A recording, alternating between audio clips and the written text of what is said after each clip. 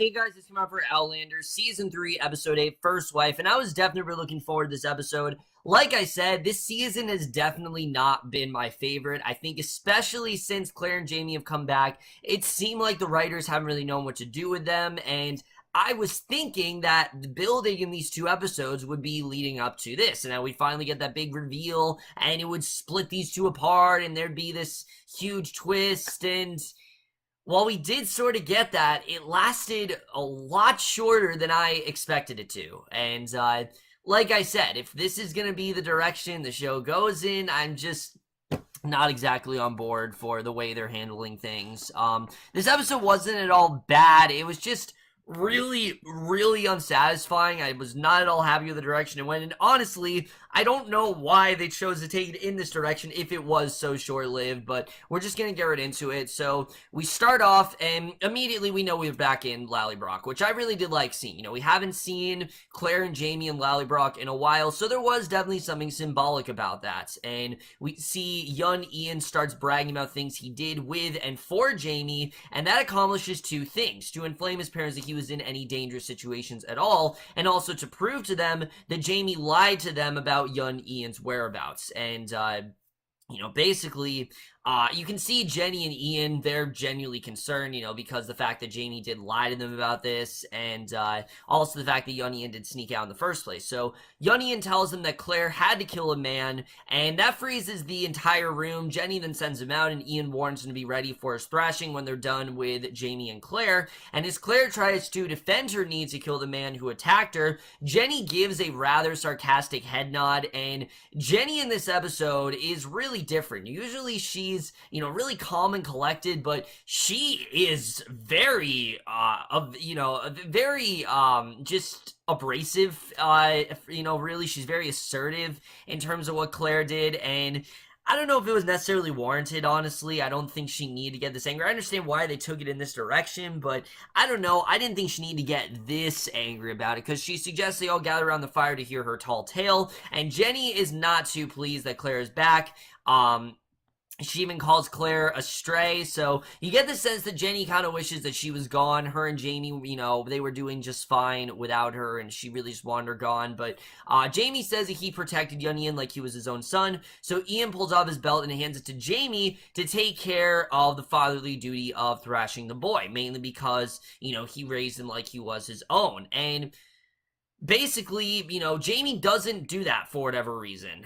They have young Ian do the most hated tasks around the farm as punishment. He actually doesn't whip him, and I don't like this. I really don't, because I don't like the way the show is portraying Jamie as perfect, and I understand that the character, so far at least, he hasn't done a lot of bad things and they want to keep him rootable, but at some point, Jamie's got to make some mishap. He's got to make some sort of misstep, and I was thinking that what we found out in this episode was going to be that big misstep, but that's definitely not the case here, because inside, Claire and Jenny get caught up with some of the kids and grandkids who've been born since she was last at Lacroix 20 years ago, and after Jenny stops bragging on her kids and grandkids with the occasional jab at Claire at the available opportunity, we see she goes outside to do the wash after changing the grandbaby in her arms, and Jamie approaches her to advise that young Ian has handled enough manure to provide fuel for a month, and that his punishment's done. So Jenny throws into his face that he knows what it's like to punish his own children then, so he should be telling her what to do with her. So Jamie's still raw from the fact he cannot raise either of his children,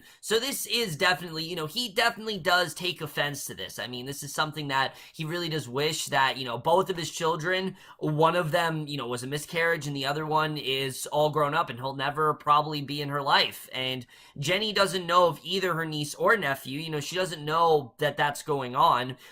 You get the sense that this definitely does hurt Jamie. And he says he does know what it was like to be a teenage boy on a farm, just like young Ian, and stuff like that is really keeping the season going for me. I do like the way the show is handling the passage of time, and especially when it comes to Jamie's attachment to Bree. Even though he didn't know Bree, he feels like he had a role in her life, and I really love seeing that. So Jenny at this point, she's full of barbs right now. The fact that Jamie has 2 wives now, she brings up that main point. And Jamie admits that he wouldn't have taken the second wife if he knew that Claire was still alive. And Jenny says that she must know what happened. So Jamie makes up some parts of a story to explain about Claire. And again, he makes of the fact that she hid after Culloden and went to the colonies. And Jenny she's not accepting it. It just sounds too perfect of an explanation. I think Jenny's the first person to kind of call bullshit on this, and she knew the strength of Claire's love for Jamie and even mentioned how fiercely Claire looked for Jamie during the search. She wouldn't just completely abandon him. So Jenny has the smarts to match her brother, and I did like seeing that. I like seeing that Jenny is very smart. Like, she's not believing Jamie in this sense. So later that night, Jamie and Claire are upstairs. They're settling in. They're trying to talk about what they'll do to build a life together, because at this point, they are kind of lost. They don't really know what to do, and Claire's upset that Jenny is so upset with her. Jamie's still hiding something, but deflects into the story about what he did when he escaped from, for those 3 days from Ardsman Prison. And to be honest with you guys, at this point, I was enjoying the episode. I was like, all right, this is the direction to take things in.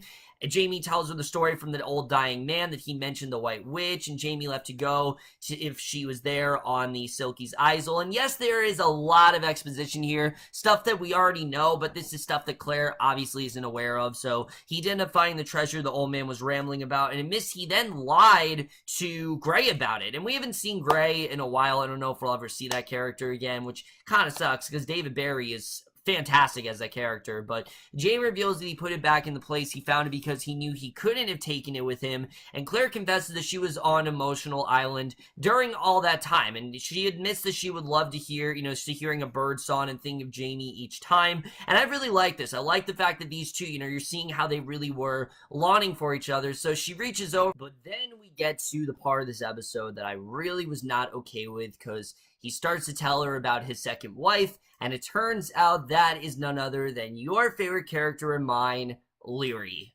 Yes, Leary is back, and you guys know, she for me is the weakest point of this show. I just think she's such a one-note, immature brat, honestly, and I've never seen the point of her character other than the fact that she's just there to complicate things between Claire and Jamie. She really has this detest for Claire. She's tried to kill her several times, and what do you know? She tries to do that again in this episode, and it just didn't work. Like, I understood Jamie's reasoning once we get into it, but it just really seemed like a cop-out. Like, out of everyone, they did it for shock value, and I don't know if that's what happens in the books, like it ends up being Leary in the books, but it didn't work for me, because she comes up right behind her daughters. She starts raising the dead with her cursing, and Claire, she can't believe what's going on. She's kind of in disbelief, and the younger of the two girls has red hair and begs Jamie and Leary to stop fighting, and Claire can only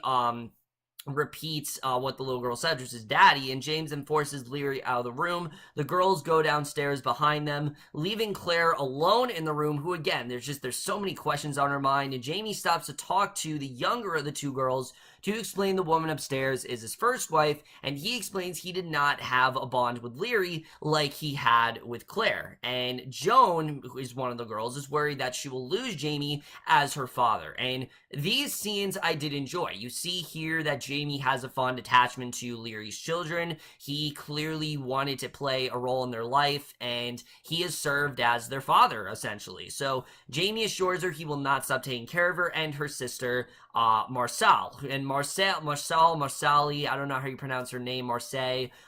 She is in fact Fergus's wife. We didn't really get into that in this episode, but she is in fact a main character, and I did like what we saw of Lorelai. We didn't see like a ton of her, but I still liked what we saw of her here, and I thought she did do a good job. So Jamie heads upstairs. He finds Claire gathering her things to leave. Like, she's just ready to pack up and leave, and at this point, I was really taken out of the episode at this point, because you're telling me that you spend all this time searching for Jamie and realizing that he's married to Leary, that's gonna get you to leave? I mean, it didn't make any sense, because Claire would have had to have thought that maybe Jamie had moved on. Maybe Jamie had someone else in his life. I mean, I don't know why she thought that things were just the same. I mean, obviously that's not the case, and it's not so much that I was upset that Claire tried to leave. It's more that it was just so rushed. Like, 1 second, Claire and Jamie are just happy and everything. Then the next second, he tells her this and she's just ready to leave. It didn't feel natural. It felt way too rushed. And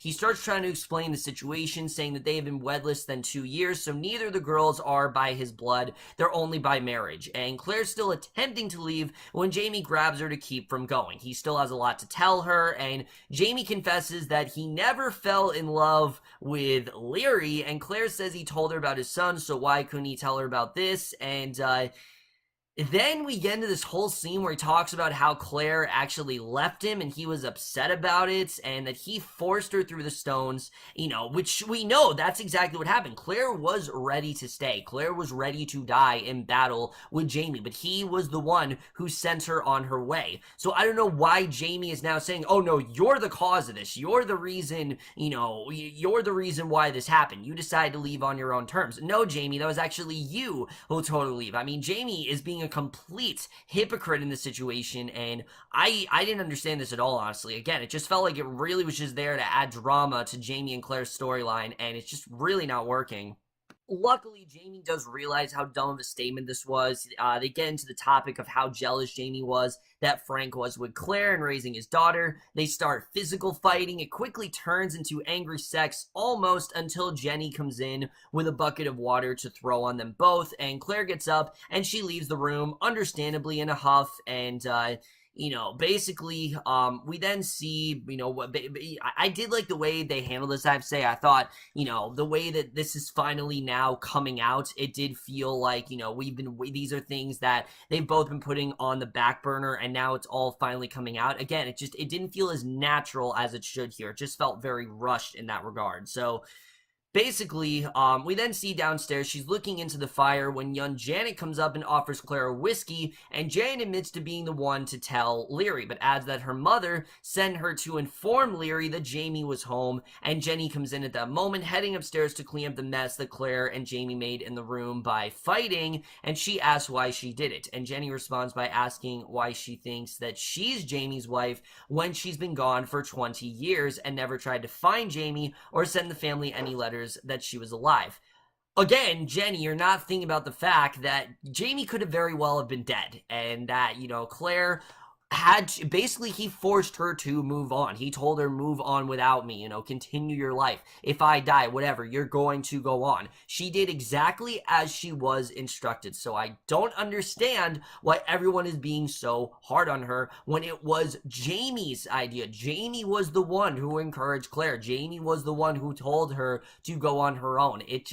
It didn't make any sense, and it felt really out of character for Jenny. I don't know why they took her in this direction, but Claire's to tell her the side of the half-true story. She traveled to America and was married to another man because she thought Jamie was dead. She explains that after her other husband's death, she returned to Scotland to find Jamie's grave. Instead, she found him alive. Not untrue exactly, of course, it's just the 200 years part that's not there, but Jenny admits she hears some truth in what Claire said, but knows that she's hiding something else. So she storms out the front door and encounters Jamie in the courtyard, and Jamie had slept in the stables, and Claire admits that her return was actually a risk, but she reminds Jamie of their pact of truth after they got married, and Jamie confesses that he only knew one love in his life, and that was Claire. So then we get probably the most pointless and predictable scene in the entire episode. Leary walks up behind Claire after overhearing Jamie say that. What does she do? She tries to kill Claire again. I'm not joking. She tries to kill her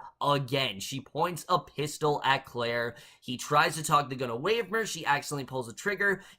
Claire's not going to die because she's the main character of the show, and if there wasn't Claire, there wouldn't be a show. So I don't even understand what the point of this was, other than the fact that they're trying to show that Leary hasn't changed at all, which honestly, I really wish she did. It honestly would have been really refreshing if Jamie had married Leary, and Leary, thought she had Jamie, and, was fine with it, and that she actually calmed herself down, and she got rid of some of that immature persona. But no, apparently Leary is just someone that never changes. She's always gonna have this fixation on her being the only woman in Jamie's life, and it's just really dumb. It honestly is. It felt like really, really just a petty conflict, and Claire then pushes her away, has young Ian help her get Jamie into the house, placing him on the dining room table. The doctor's in, he starts barking orders for what she needs, and young Ian watches as Claire does her second surgery while being back, and she gets all the shrapnel out of Jamie, stitches him up, and young Ian says that Jamie was lucky that Claire was there to tend to him, and again, it was a good scene, seeing these two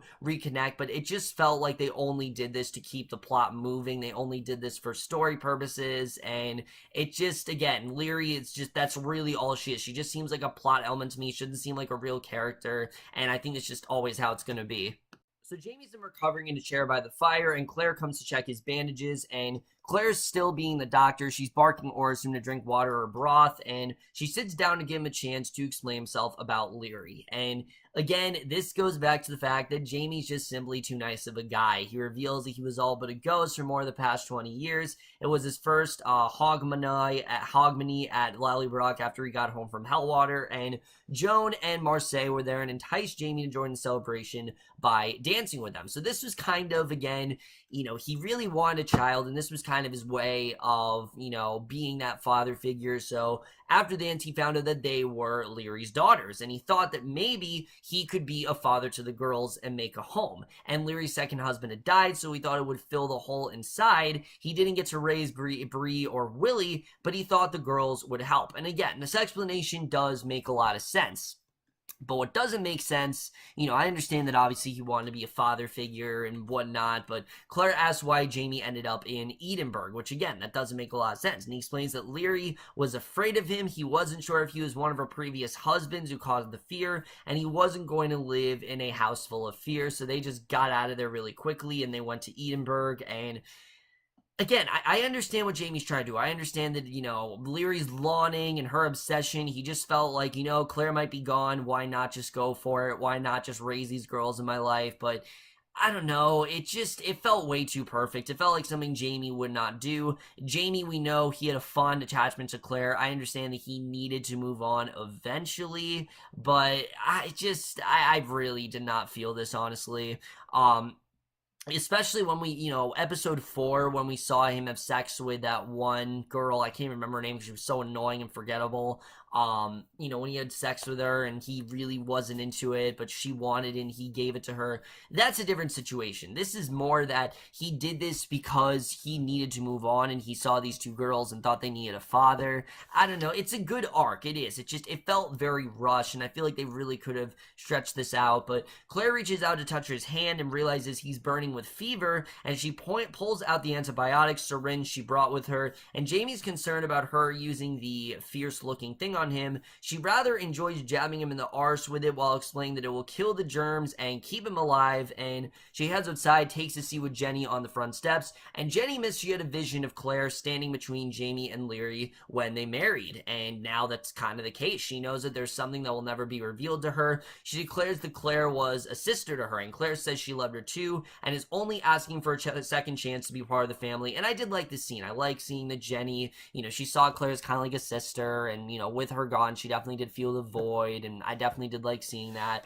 But then we get a return that I really wasn't expecting, because while Jamie's recovering, we see Ned. Yeah, remember Ned, who we haven't seen since season 1? Yeah, he returns here, and he gets a glimpse of Claire and is overcome with emotion. They're both so happy to see each other again. Ned says that Leary has filed a charge of bigamy against Jamie with the church, and Ned counter-argues that Leary's girls would lose a mother if he files charges on Jamie being shot, since weapons had been outlawed in Scotland. And again, this just brings me back to the question, why would Jamie go through with this? I mean, he knows how crazy Leary is. He knows how obsessed she is with him. If I was Jamie, I'd try to get away. And again, I understand that she had the girls and, he really wanted to be in their life, but I don't know why he would pick Leary of all people. It does not seem like something Jamie would do. Jamie's not in favor of the girls losing both parents, and Ned suggests alimony to be paid to Leary as a way to appease the church and her as a path to buy his way out of the second marriage. And when Jamie, Claire, Jenny, and Ian discuss the issue, Jamie reveals the treasure he found on Silky's island, and Claire tells Jamie he can't swim out to that island in his condition, so Ian and Jenny agree to allow them to take young Ian with them to retrieve the money, and Jamie promised to use the time to teach Ian about the world world he and older Ian then learned of in France. And as they watch from a cliff, he swims out to the island. Jamie starts into the talk again by asking about why Claire will not meet his eye. She admits the decision to come back might have been a mistake, and maybe this would not have been the right thing to do. That was your choice, Claire. That was something that you thought about, but now you've made your choice. You can't really change it. But Jamie says being a printer was nothing compared to being her husband. She reminds him how hard things have been since she came back. Jamie retorts that it's never been easy for them to make a life together. Jane believes that they're mated for life and asks if she would risk the man she once knew for who he is now. And before Claire can give him an answer, she notices a ship anchored off an island and a rowboat of men making their way to the shore. The men encounter Ian as he's coming down with the chest, and they run down the cliff to the shore. There's nothing they can do. The men then gather up Ian. They take him away to their ship, and that is the way this episode ends. So, like I said, this was not at all a bad episode. It's just the pacing of this episode, again, I think really reflects on the pacing of this entire season. It's just been way too rushed. It really has. And I understand that there was a lot to get through in Voyager, and there was a lot of stuff they didn't want to show us, but I'm beginning to think that maybe this would have been a more satisfying season if they did actually flesh it out and they did actually show us, what was actually going on there. Because what we're getting now, I'm just not really feeling all that satisfied by. You don't feel like all this time has passed between Jamie and Claire because a few weeks ago, we saw them on their own. We saw them separately. It's just now that they've now returned to each other and they're having a lot of repetitive arguments, which I understand that stuff is on their mind. I understand that Jamie wanted a role in Bree's life, but if we're going to keep getting the same repetitive conversations, the show runs the risk of getting really boring and getting really predictable, and I just really don't want that for this show. And like I said, the reveal of who Jamie's wife was, it just felt really silly. It didn't feel like it needed to be Leary. Like, they could have done anything. It could have been anyone, and of course they choose Leary, and I just didn't really buy it. I'm sorry, I didn't. I did not buy that Leary, Jamie and Leary would get married. I understood what Jamie was trying to do. I really did. I get that Jamie did this because he wanted a role in Leary's, he wanted to be the father figure with Leary's kids. I totally get that. The thing with me with that, though, is if they really wanted to show that, why didn't we just get an episode or two of Jamie bonding with these kids? Because it's clear that he had a really good bond with them. They saw him as their father, and he didn't want to lose that bond. He was adamant on making sure that that bond was sustained. So why didn't we just see more scenes? That, again, it's a perfect example of them rushing through everything, and I think that's the biggest problem with this season. This was completely rushed. I don't know why we just got through this in one episode. I understand there was a lot going on there, but it felt like something that could have lasted an entire season, and we literally just got back to Lallybroch, and now we're going somewhere else, and I'm not into it. I'm not into the idea that we're going somewhere else. I'm not into the idea that we're done with this completely. I mean, I hope we never see Leary again, because honestly, I hate what the show has done with her. You would think after 20-something years, Leary would finally, learn her lesson, but she just doesn't. She still goes around trying to kill Claire. She still is just as obsessed with Jamie. She still wants nothing to do with her, and I understand she wants Jamie all to herself, but she feels like a teenager. She really does. She feels like she hasn't learned anything, and again, it's just not realistic progression in that sense, and the show has handled the passage of time really well, that with Leary it just doesn't really work at all. Where the show's going from here, I mean, I'm guessing they're gonna go search for young Ian because he's now been taken, and we'll have to see really where that's gonna go. But honestly, like I said, the season is just really not grabbing me like other ones have. I wish, was the other case, but right now I'm just not as into the show as I usually am. I think they're just rushing through things. I think they really could have spent more time on things in this episode, and they're just not, and it really is starting to affect the show, at least in my eyes. And unfortunately, I am going to give Outlander, for me, like I said, this was a week's episode of the season, and because of that, I am going to give Outlander Season 3, Episode 8, First Wife, a B-.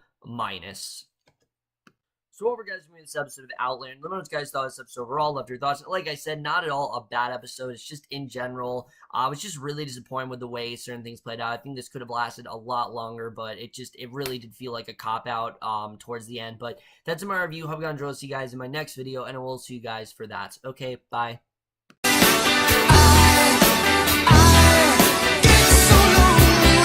stop